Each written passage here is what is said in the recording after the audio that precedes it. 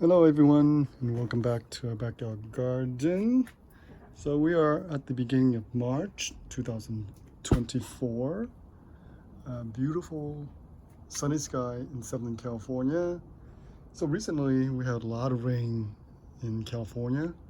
I guess you can say that we are officially out of the drought. So we have really more rain than we, for the entire year. For the first month of the rain, it's more than the entire year put together. So I think we are out of the drought for now. All right, so today I want to make a quick video for you guys to show you what our garden, what we planting, and what are we planning to plant soon. All right, so I still have a lot of this pot here. This is cherimoya tree, and here, this one here is actually a grapes. I found the ceiling comes up, so I just took it out and planted it in a pot.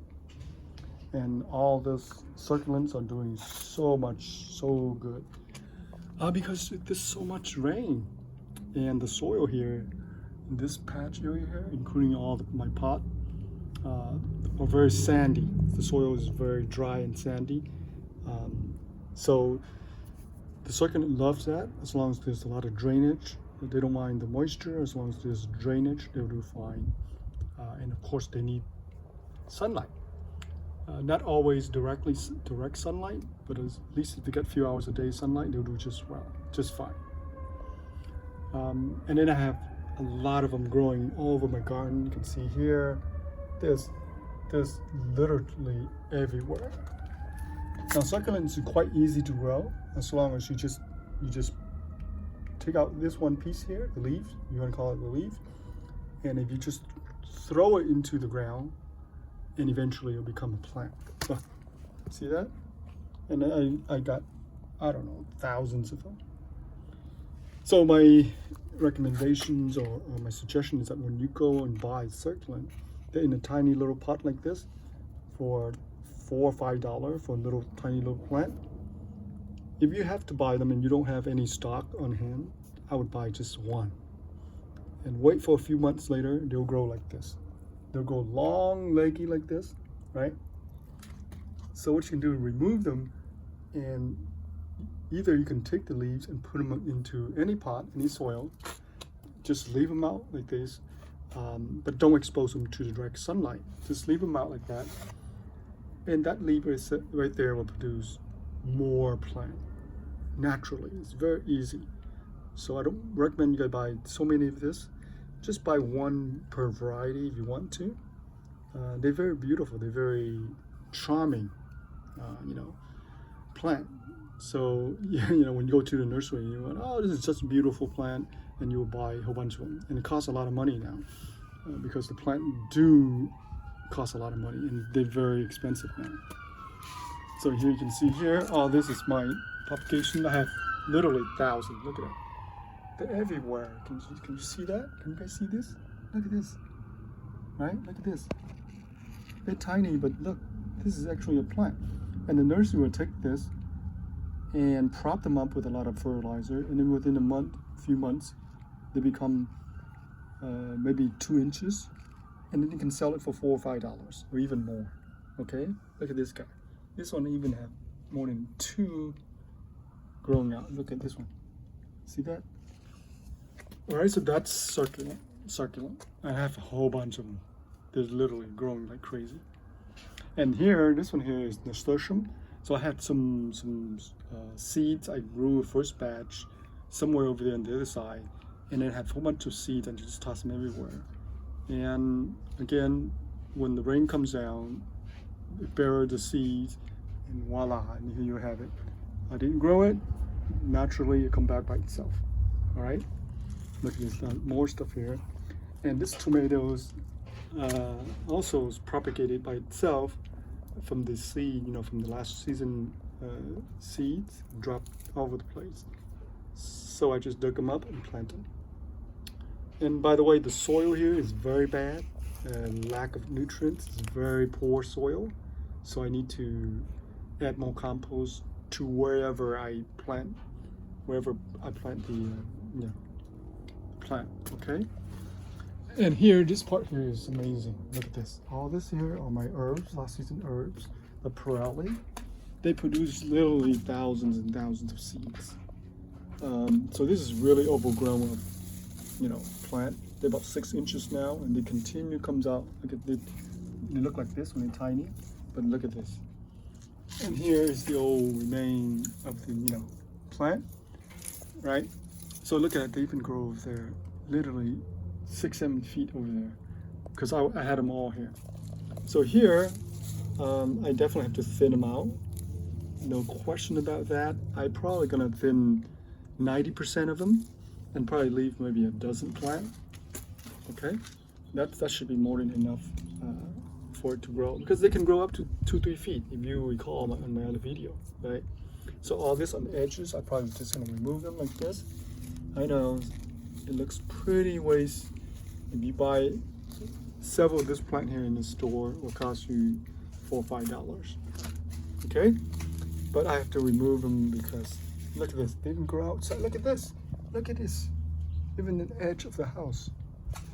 And I love these herbs. These herbs are just beautiful herbs. It's called Pirelli, right? Look at this. So I gotta remove all this. And here, this spot here was the tomato. I think I had the yellow pear tomato last season. So far, I don't see any seedling comes up for the tomato. Typically, like I said, when I grow anything, I just leave the ripened fruit in the ground, and then the seed will disperse, and then it will produce new plant when the temperature is right and when spring comes. And that's when you get a new plant, and it's just right for the season.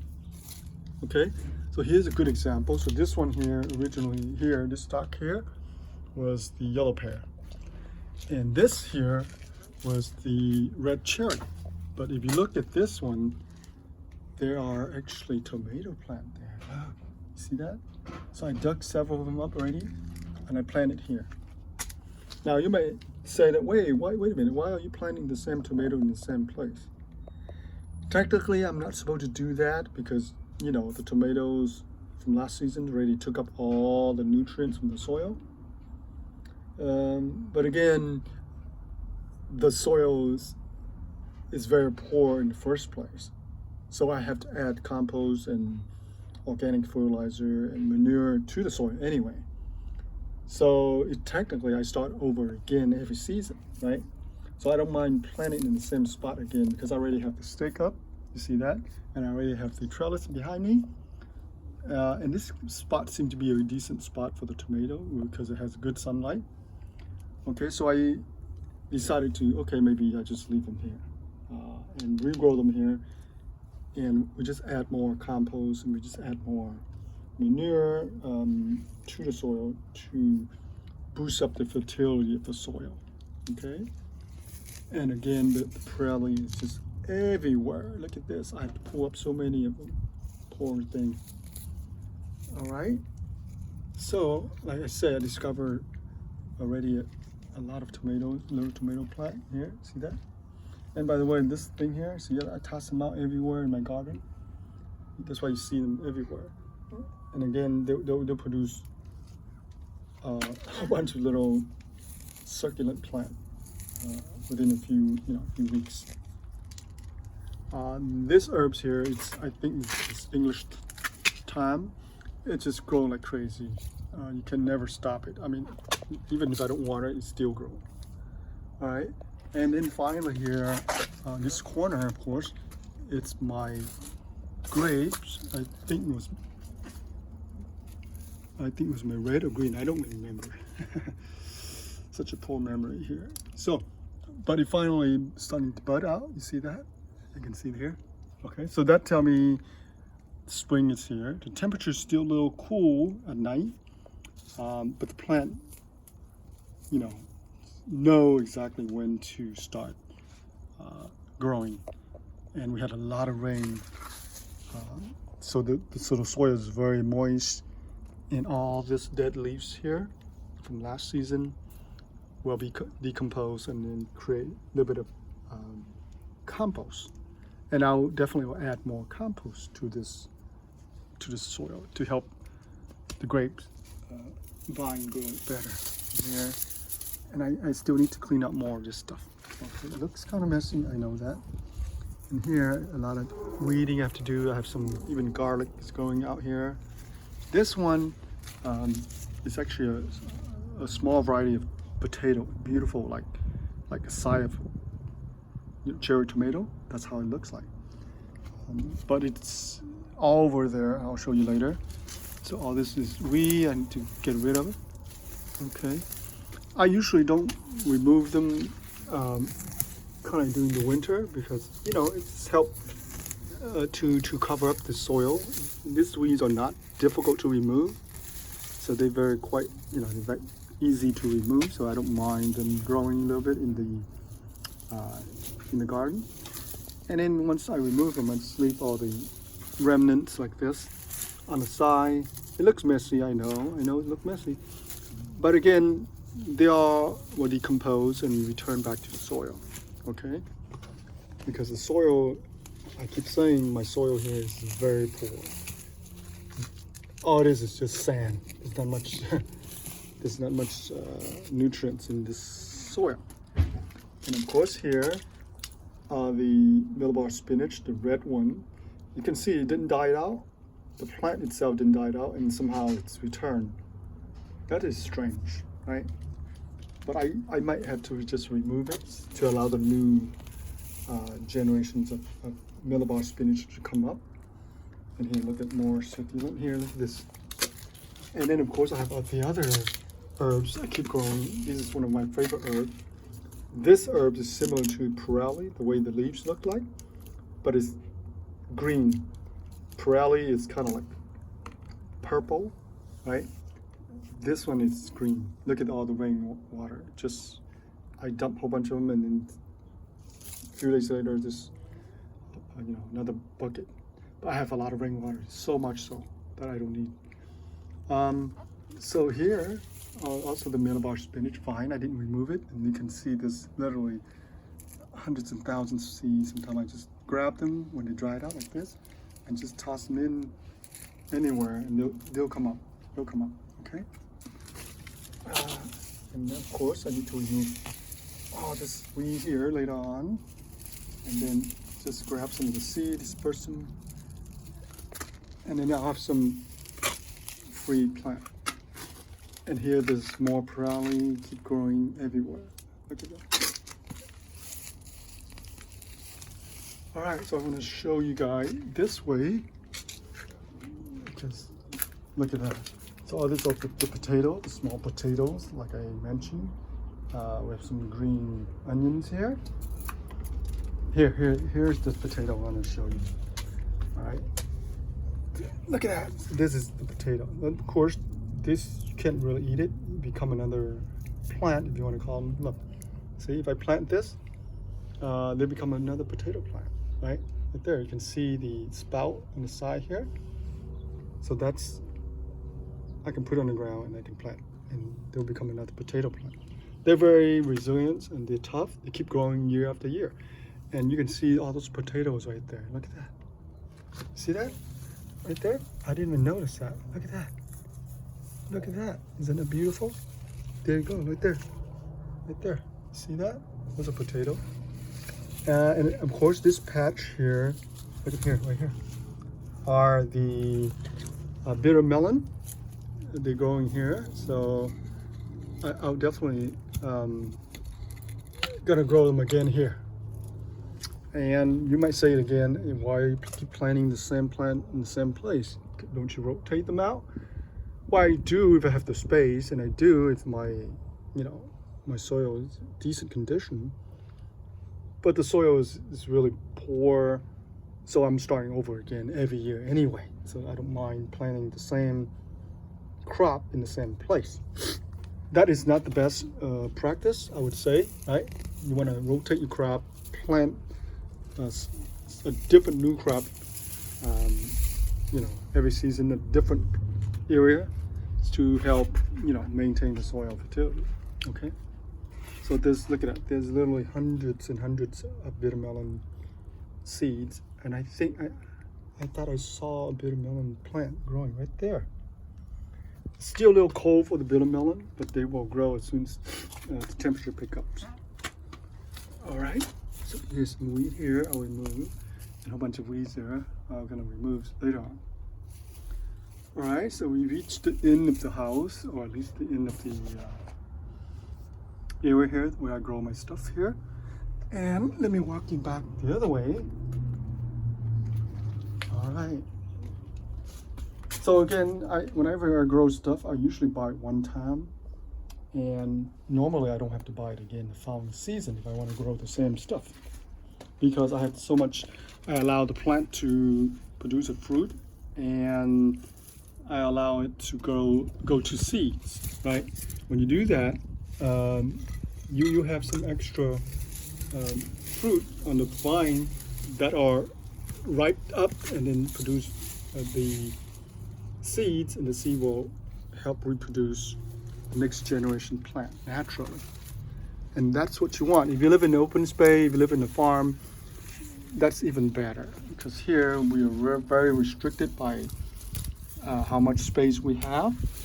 So we can't, you know, we don't have the luxury of more space and more land to allow the plant to kind of grow by themselves and migrate, you know, throughout the area, proliferate. That's the word I was looking for.